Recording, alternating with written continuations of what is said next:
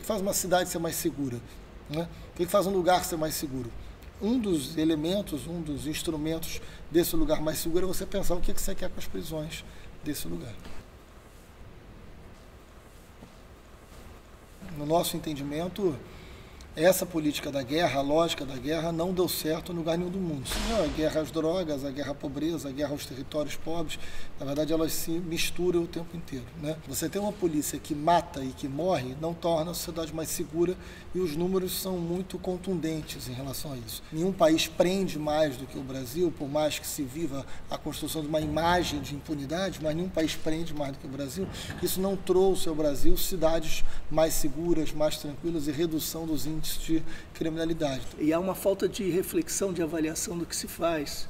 Por isso não se trata propriamente de uma política pública no sentido estrito. Ela acaba sendo uma política porque ela descreve atos que se repetem coletivamente de forma convergente.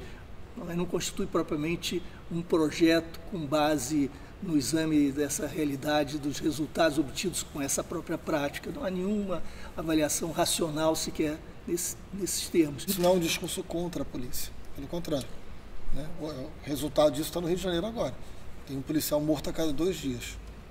Quem é que está satisfeito com isso? Quem ganhou? Quem ganha essa guerra? Não tem vitorioso. É uma guerra que todos perdem. Vamos imaginar a Dona Maria, uma senhora qualquer, que legitimamente, justificadamente, ainda que eu discorde, diga o seguinte: não me importa o que a polícia faça, eu quero é proteger os meus filhos, eu quero que meus filhos cheguem vivos em casa, eu quero chegar em segurança em casa. Então cuidem dos bandidos à moda deles, que matem, que executem, não me importa, desde que eu esteja seguro. Então, Dona Maria, vamos ver. Quando se confere ao policial na ponta a liberdade para matar, concede-se-lhe também, indiretamente, o poder de não fazê-lo, de não matar. Então, os encontros e desencontros dos policiais, esses que receberam essa autorização para matar arbitrariamente, são encontros de negociação. E você instaura uma moeda que se inflaciona, que se torna muito atraente. E essa é a polícia que vai defender a Dona Maria dos criminosos que são agora seus sócios? Isso tem como origem a violência policial. Então, mesmo que nós não acreditássemos nos direitos humanos, se nós desejamos segurança, se nós precisamos de uma polícia decente, íntegra, minimamente eficiente do ponto de vista da garantia de direitos, da vida, etc., nós temos de impor limites à prática policial. Ela tem de se submeter ao Estado Democrático de Direito, aos direitos humanos e a todas as regulamentações internacionais e nacionais. De outra maneira, nós vamos estar pervertendo a polícia. O que a gente quer de um sistema de justiça? Né? Como é que a gente faz um país ser mais justo? Isso não pode se resolver, começar e terminar pelas penas. Prisão é um lugar caro para tornar as pessoas piores. É isso. Então, você ter uma lógica de detenção hoje, o Brasil ser o lugar que mais se prende no mundo, e a população ao mesmo tempo está pedindo para que essas penas sejam maiores, é porque você tem uma clara confusão de justiça com vingança, você tem um medo completamente generalizado e esse medo amplia e é combustível da intolerância. Não tem o menor sentido você fazer um jovem passar 5 anos numa prisão porque ele foi pego com cigarro de maconha.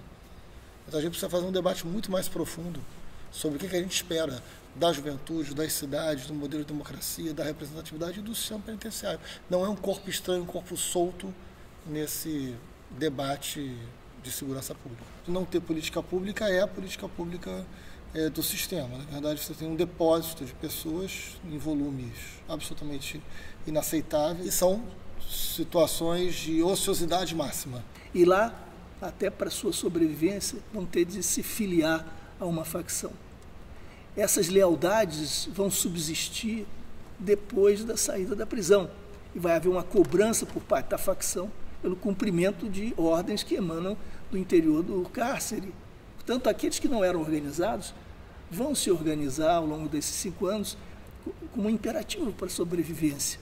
Então, nós estamos preparando, e isso custa muito caro e destrói as vidas desses jovens, nós estamos preparando para o futuro da nossa sociedade uma mina explosiva. Todos nós temos responsabilidade sobre isso, né? A gente precisa quebrar a invisibilidade do sistema entrando no sistema. Temos algumas experiências bem-sucedidas de legislação que fazem com que a sociedade civil organizada entre nas prisões, atue dentro das prisões. Isso faz bem para o conjunto da sociedade, faz bem para o sistema penitenciário. Se nós observarmos que esses grupos, essas facções criminosas, elas só sobrevivem se forem capazes de recrutar novos quadros, elas estão sempre cooptando, recrutando, atraindo outros jovens, nós compreenderemos que o ponto essencial está no recrutamento, que é condição de reprodução e de crescimento. Como é que se recruta? Por que é que se recruta? Alguém só se deixa recrutar ou só se deixa atrair se encontra nesse grupo alguma vantagem, porque isso não se dá de forma impositiva.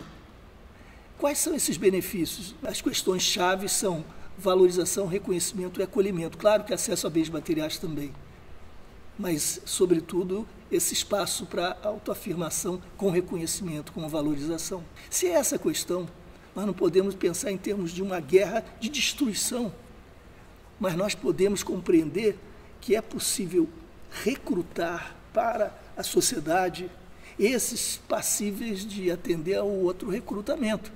E nós seremos bem-sucedidos se oferecermos pelo menos os mesmos benefícios que eles julgam receber do outro lado. Nós podemos, como nação, sociedade, oferecer isso através de políticas públicas e ações sociais conjugadas. Eu costumo dizer, esse é o caminho de competir pelos jovens, competir menino a menino, menina a menina, com as agências de recrutamento criminosa. O número de jovens mortos, hoje, ele não precisa ser ampliado, né? Se isso desse algum resultado diferente, a gente já tinha patamar melhor. Só se faz isso há tantos anos, né? E não, isso não resultou numa sociedade diferente, que colheu algo melhor para o conjunto da sociedade. Então é preciso pensar diferente. Agora, se essas facções estão nessa disputa, essas facções nascem onde? E aí chega no ponto anterior, né? Elas nascem no sistema penitenciário. Então você vai resolver esse problema. Você tem um caminho para resolver esse problema que é anterior ao problema na periferia, no gueto, que é no sistema penitenciário, onde essa facção está sendo alimentada pela própria lógica de um sistema que é inoperante e que é irresponsável, que é ilegal.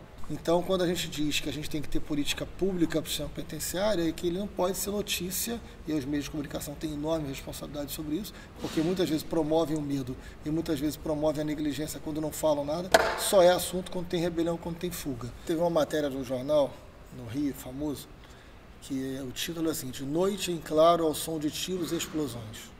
E o subtítulo é, vizinhos dos morros não conseguem dormir e têm medo de sair às ruas.